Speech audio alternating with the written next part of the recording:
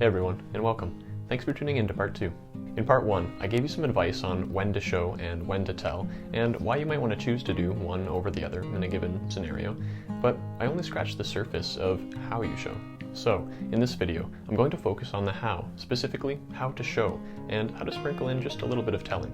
And I've put together 4 comprehensive examples for you. So, let's jump into it. First off, you're going to want to ask yourself the question, what specifically am I trying to show? Or, in other words, what gaps in the explicit narrative do I want the reader to fill in themselves? The answer will likely come to you in the form of telling, such as, I want to show that Bob is exhausted, or I want to show that John really wants to become a successful lawyer.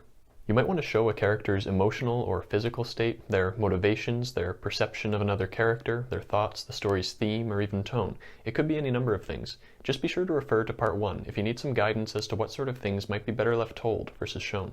Once you've decided what it is you want to show the reader, ask yourself this next question. How can I convey this information without stating it explicitly? Or, in other words, how can I convey to the reader that Bob is angry without writing the words, Bob was angry? I should note here that, technically speaking, everything you write has an element of telling. You are, after all, telling the reader a story. Even when you write, Bob slammed his fist on the table, and thus imply or show that Bob is angry, you're still telling the reader that he slammed his fist on the table. What you're doing, when showing, is writing around the information you're trying to convey, in such a way that the reader has to think a little to arrive at the understanding for themselves. The more you get your reader to think, the more engaged they'll become in your writing. Just be sure you don't bury the information you're trying to convey beneath so much showing that they can't find it. You can show through all aspects of your writing, whether you're writing action, what a character does, dialogue, what a character says, internal monologue, the exact words a character says to themselves in their head, introspection, a character's thoughts, feelings, opinions, and beliefs, exposition, information that is stated for the reader, internal description, description of a character's internal experience, such as a fast-beating heart, or external description, description of a character's external perception, such as what the setting looks like. Though, in the following 4 examples, I'm going to focus on action, introspection, and description, with a splash of dialogue. This is because internal monologue is handled very similarly to dialogue, and exposition is rarely used to show. Let's start with an easy one, namely, showing a character's physical state. First, I ask myself, what specifically do I want to show? And I've determined I want to show that Bob was exhausted. Next, I ask myself, how can I convey this information to the reader without explicitly stating it? And I've prepared 3 options, to give you some variety. The first is a combination of action and internal description. Bob stumbled through the door and collapsed on the couch. His legs and lungs begged mercy. The first half is an action, and the second, a description of Bob's internal state. Note the word choice here. Stumbled, collapsed, begged. These actions, along with the context, show that Bob is exhausted without stating this explicitly. Instead, the reader is able to infer this and is more engaged because they have arrived at this understanding on their own. The second way I've come up with to show that Bob is exhausted is through introspection. Now, when writing introspection, you need to know a little bit about why Bob is exhausted, so, springboarding off of the same Bob I used in an example way back, I've decided that Bob is exhausted because he just finished carrying the carcass of the deer he shot many miles through a winter forest. The introspection is as follows. Surely man wasn't built for such endeavors. Bob should be somewhere warm, where winter was but a chill in the air. Not here. Not where a man had to trek 10 miles through the snow, deer carcass slung over his back, just to eat another month. Now, this takes a lot more words, but also brings the reader deeper into the mind of Bob, and gives them a better sense of who he is. This paragraph shows not only that he is tired, but why he's tired, where he lives, and how he wishes he were someplace else. Using introspection to show also slows down the pace, as this paragraph exists within the same moment in time, so be mindful of what pace you mean to set at a given point in your story. You can also show that Bob is exhausted through dialogue. "Dear," said his wife, "could you chop some firewood?" Bob groaned. "Mercy, Anne." Here, Bob doesn't say that he's tired, but it's implied that he is because of his reluctance to perform a physically demanding task. I also sprinkled in what's called an action beat here to further show this, as these often serve as a sort of narrative scaffolding, allowing the reader to retain a picture in their head of what's going on outside of the conversation. Let's take a look at how to show a character's motivations. Here, what I want to tell the reader is that John really wants to become a successful lawyer, and I've decided to convey this through a combination of action and external description.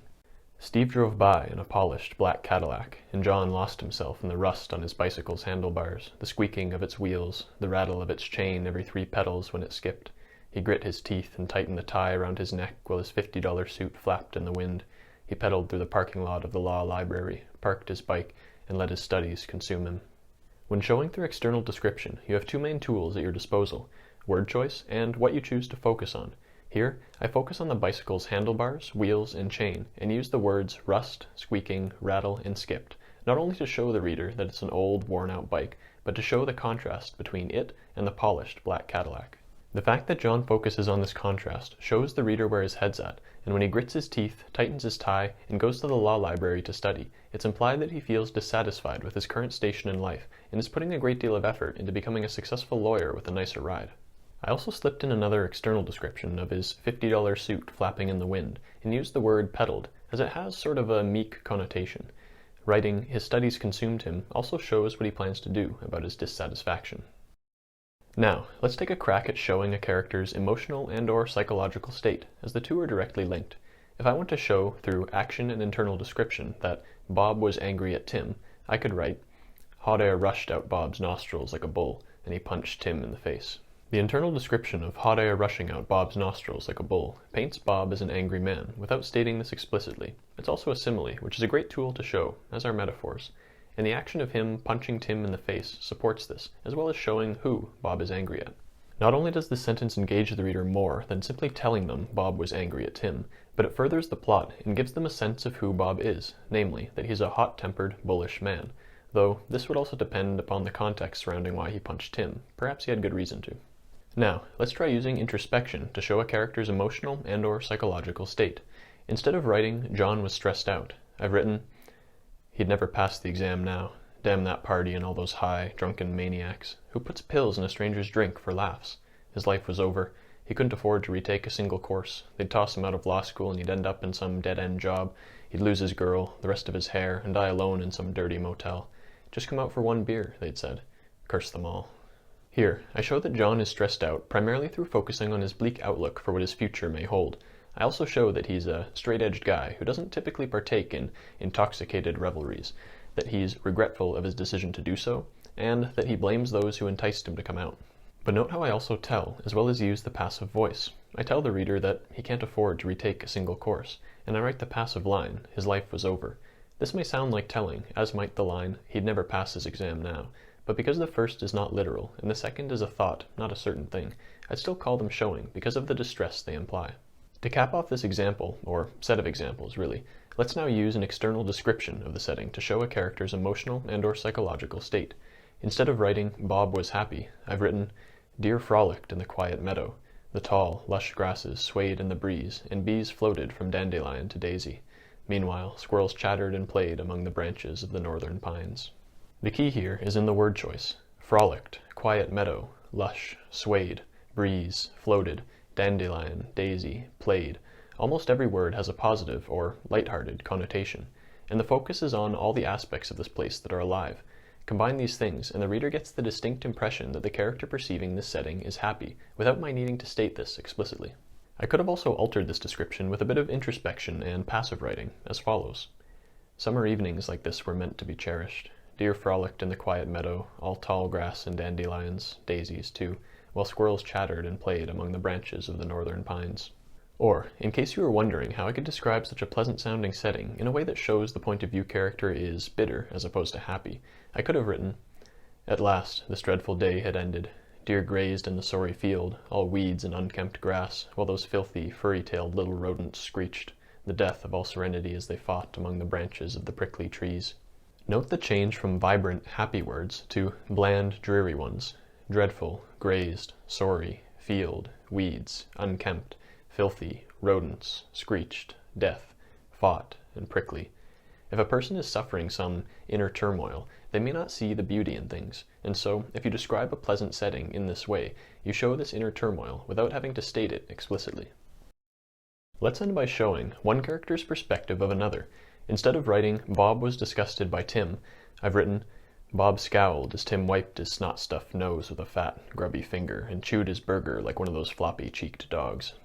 Here, I've used a combination of action and external description to show that Bob is disgusted by Tim without explicitly stating it. Again, note the word choice: scowled, snot-stuffed, fat, grubby, chewed, floppy-cheeked dogs. All of these words work together to paint a rather gross depiction of Tim. But remember, this may not be entirely accurate. It's just how Bob sees him. I could have also used a technique where I tell the reader, then follow up with showing, in this case through introspection. Tim disgusted him, the way he wiped his snot-stuffed nose with his fat, grubby fingers, the way he chewed like one of those floppy-cheeked dogs. You might want to implement a technique like this if you don't want to write a whole scene just to show that Bob was disgusted by Tim. Since this is all occurring in Bob's head, and there are no physical actions being performed in the external world, this line can, in theory, be inserted into any scene. And there we have it. I hope this helps, and if it did, be sure to tune in next week for another writing video.